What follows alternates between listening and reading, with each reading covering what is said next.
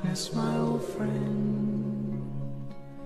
I've come to talk with you again. So how you doing, guys? What's going on? We're going to start on our first meeting with gay men of color and being true to yourself. And this doesn't necessarily have to be just gay men of color, just men of color. I find there's a huge problem with our society in reference to men and how they're perceived, how they're brought up from the church, from their families, from their parents, and not learning how to maneuver through society on a positive level. So we're going to start in here. Reality check. This, like I said before, this is our first ever being true to yourself reality check men's meeting. So I hope you're going to enjoy this. Hope you're going to like it. We've got a lot of guys here that have a lot to say so, and I picked each one of them individual because I feel like each one of them has something positive to bring to the table. So, this person can't see this, and it's not even work related. It's just these people cannot see this much, and that seems to be a huge. It's like they don't accept all of themselves, so not everyone can see everything that they're doing. And I find that to be like mind-blowing and crazy. How can you live the way you like? No two people know who you really are. Well, it goes back to what you said, and it goes back to pretty much the core of it is, if you don't accept yourself, how can you have other people accept you? So if you're constantly living your life with this group of people that way and that group of people this way, then you have no idea who the hell you really are yourself. I know. But unfortunately, because of the way the society was before, and I'm going to say before, because I feel like we're having conversations and having groups, we're in a phase now in the world where we're transitioning. We have to not do the work for everybody else, and we now have to rewire everything that we were told. But based on what we were told before, and based on what we were raised, as you were saying earlier, you were raised to think this way. So you live that way with that group of people. But you feel this way, so you live this way with this group of people. So these two people were never meet because you actually never decided who you were yourself. Yeah. Can I say that both of that? Just in plain devil's advocate with that. Does that mean it's not safe to say that you have a certain group of people, a certain group of friends for certain different reasons? It's not not to say I'm hiding portions of myself, but say for example, if you were the older person the older person where you're the older person in the group, and it's like, yeah, if I'm out your own friends I like to hang out with or whatever for this type of reason. They're young spirited, they're full of energy, so on and so forth, and they bring a certain side of me that I like. However, hanging out with people in my, if I was supposed to do, if I was a person in my 50s, I don't need to expose all of my 50-somethings to my 20-somethings that I'm hanging out with because it's a different energy, it's a different thing. And it's not that I'm hiding a portion of myself, but the conversation I have with my 50-something may not be the same type of conversation that I have with my 20-somethings. So that's understandable in terms of when you're bringing them together. Like I wouldn't necessarily bring them to a dinner party because I know that half the table is not going to talk to the other half of the table. But in a platform, like, for instance, just using Facebook, in a platform like Facebook, I don't care if my 50-year-old something see the conversations I have. If it doesn't pertain to you, or if you don't care, it doesn't matter to you, then you won't comment on those posts, and vice versa. And the younger ones won't comment on the other posts because it's not of their interest. It's when you are using that line of demarcation so specific, that's when I feel like there is a problem within you where you don't want two people to know that you are friends with either one or the other.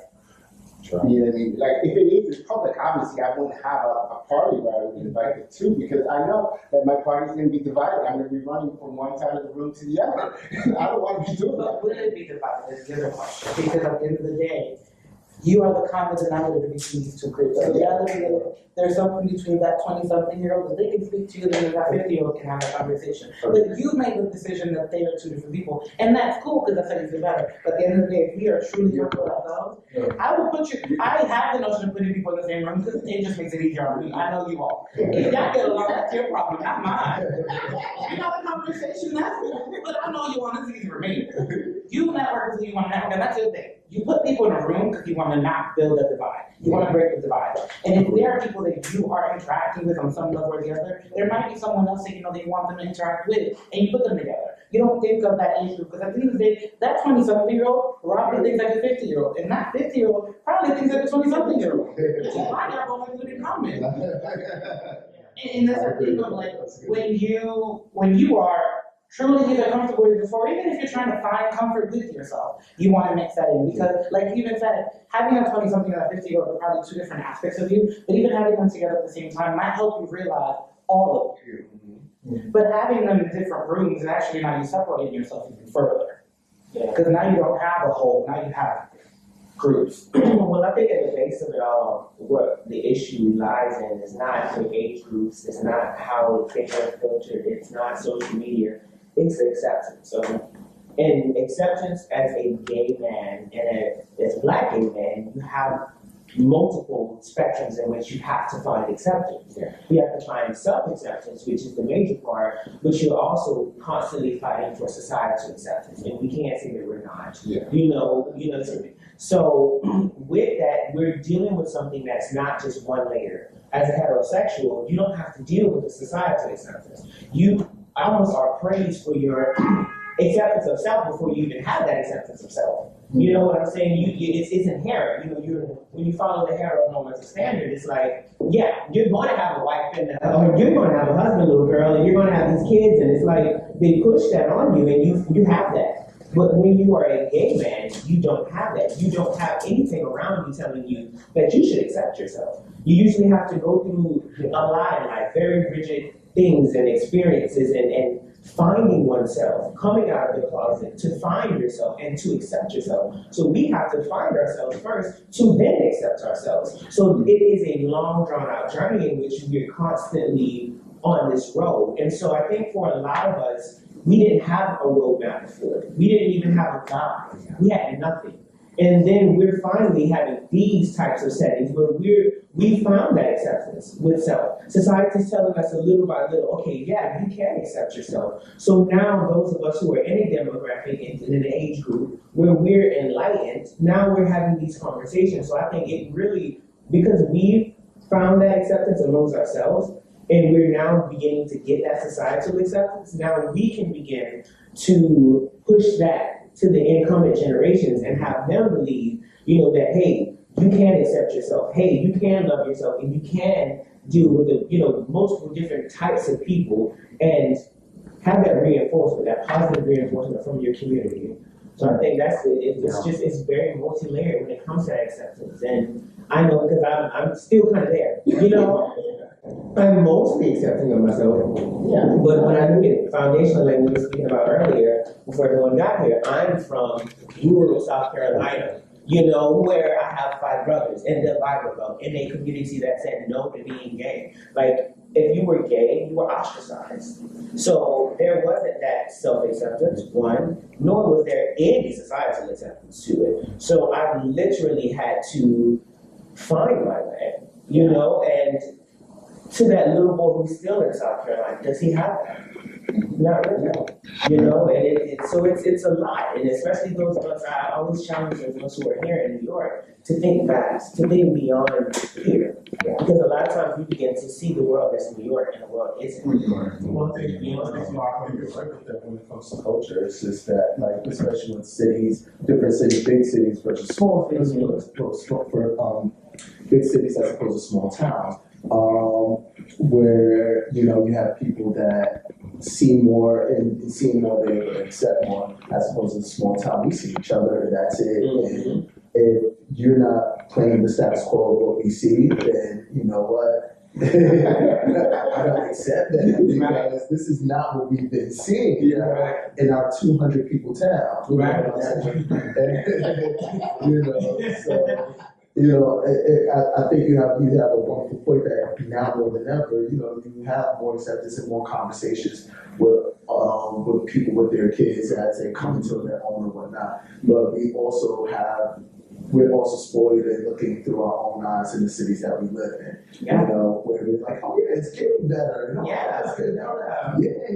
In New York, Jersey, Atlanta, right, LA, and But when you talk about in open Wisconsin and North Dakota, Yeah, exactly.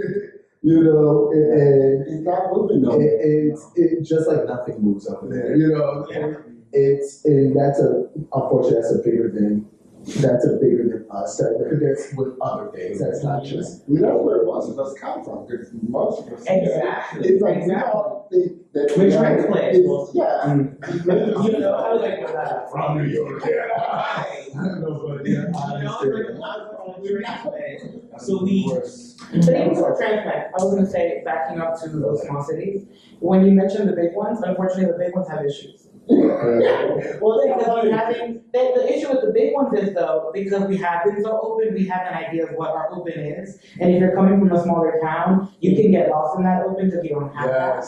But unfortunately, this big, massive open isn't really that opening. So if you're coming from a small town, you have very little acceptance for yourself, and then you're in there, I moved to the city, they're all out. So then I don't fit it. Yes. Because I don't look at they do, they don't want me there. And it's just like, oh, that's not even in that. No, but I just actually, it's not the right thing to do. Right. It's So just I a started set this- of problems. Yeah, so I started this because, and in reference to what you're saying also, because ever since Trump was nominated or got in office, as men of color, we see we see the racial tension and we see what goes on. And I'm not gonna lie, I did not realize how much is still out there until he got into office. Yeah. And how much, it's my phone, it's my phone. Charger. Oh, Wi-Fi. Wait till it goes. But I just realized how much more, it really disturbed me. And I almost feel like Trump gave the opportunity to tell every bigot, every racist asshole out there, come on out, it's okay. And they did. And I was one of those people in a big city thinking that it's getting better. It's getting better. And he got elected, and it's nowhere near what I thought it was.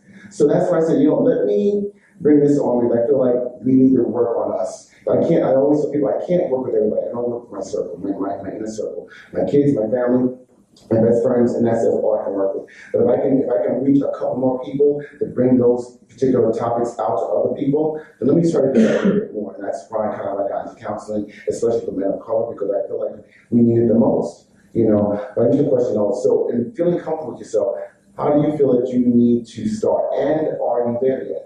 Who gonna say something? Yeah, I mean, jumping up many things that you guys said, you were talking about social acceptance, and you kind of like drifted a little bit towards the same topic in terms of like spaces and cities, and how are you gonna behave, or how are you gonna like portray yourself in different spaces and like different age groups as well, like you were saying, like with a 20-year-old or with a 50-year-old. All right, guys, so listen, we just finished our first session on being true to yourself, a reality check. I'm Kevin Williams. I hope you had a fantastic time. I hope you got the chance to learn something. I hope you were able to take something away from all of this. Like I said before in the very beginning, these guys had something incredible to bring to the table. And I'm glad that we got a chance to bring it to you. So, this reality check, Kevin Williams, I'm out. Just keep remember, always be true to the person in the mirror because you only have one. I gotta go. Because a vision softly creeping